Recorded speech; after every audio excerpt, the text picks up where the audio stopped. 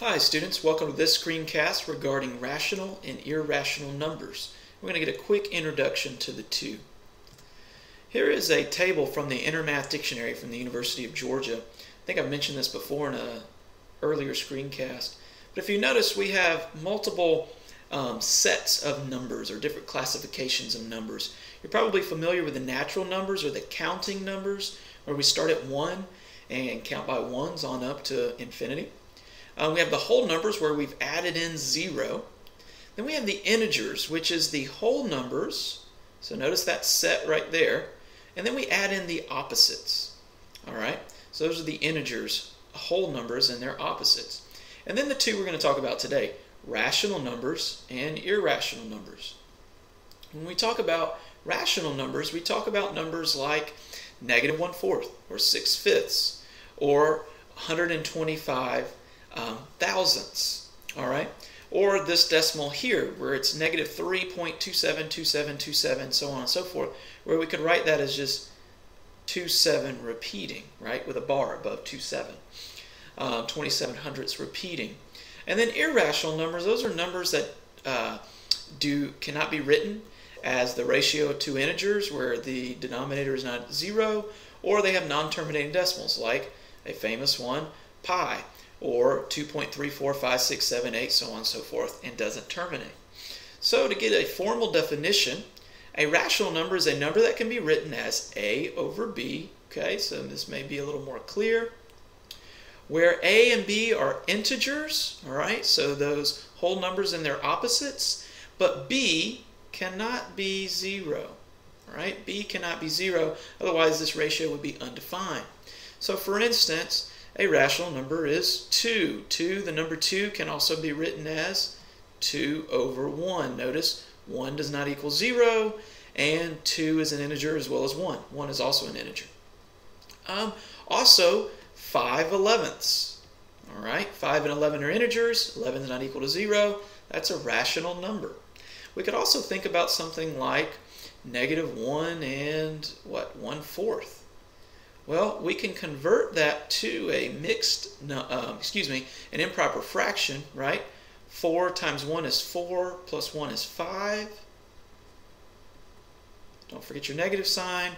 Well, -5 is an integer, 4 is an integer, and 4 is not equal to 0. These are rational numbers. It even turns out that the square root of a perfect square, well, when we evaluate that, square root of 64 is 8. Well, 8 over 1. That's a rational number. That fits our definition. 8 is an integer, 1 is an integer, and 1 does not equal 0.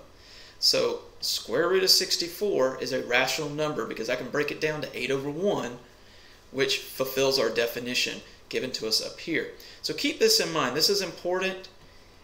Any perfect square, when we take the square root of it, that is a rational number. Okay? Now over here, what is an irrational number?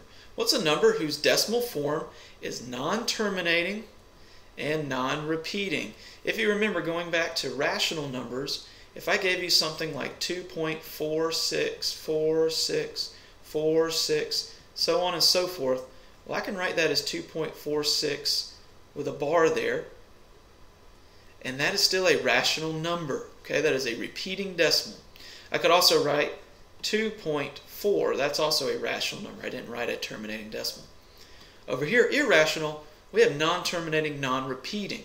Irrational numbers cannot be written the way rational numbers can. Therefore, all numbers who are not rational are irrational. So there's a little logic there.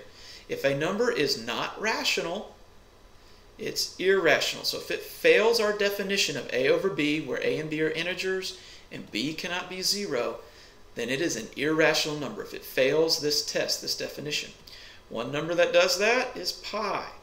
Pi is 3.14159, so on and so forth. Never terminates, never repeats. Therefore, pi is an irrational number. Well, it turns out that any square root of a non-perfect square is also irrational. So square root of 2 fits that bill. I cannot find two integers that when multiplied together, or multiplied by itself, would give me 2. For instance, 1 times 1, well, that's 1. 2 times 2, well, that's 4. If you'll note, square root of 2 falls between 1 and 4, obviously. Or excuse me, it does fall between 1 and 4, but better yet, it falls between 1 and 2. But it's not 1 or 2. Therefore, it's not going to be a rational number. It's going to be irrational. And in fact, the square root of 2 is approximately 1.41. But it is a decimal that does not repeat and does not terminate. So a key idea here are irrational numbers come about when we take the square root of numbers that are not perfect squares. For instance, the square root of 5 would be an irrational number. The square root of 82 would be an irrational number. 82 is not a perfect square. 5 is also not a perfect square. Also, irrational numbers include numbers like pi, which do not terminate, who have decimals that do not terminate and do not repeat.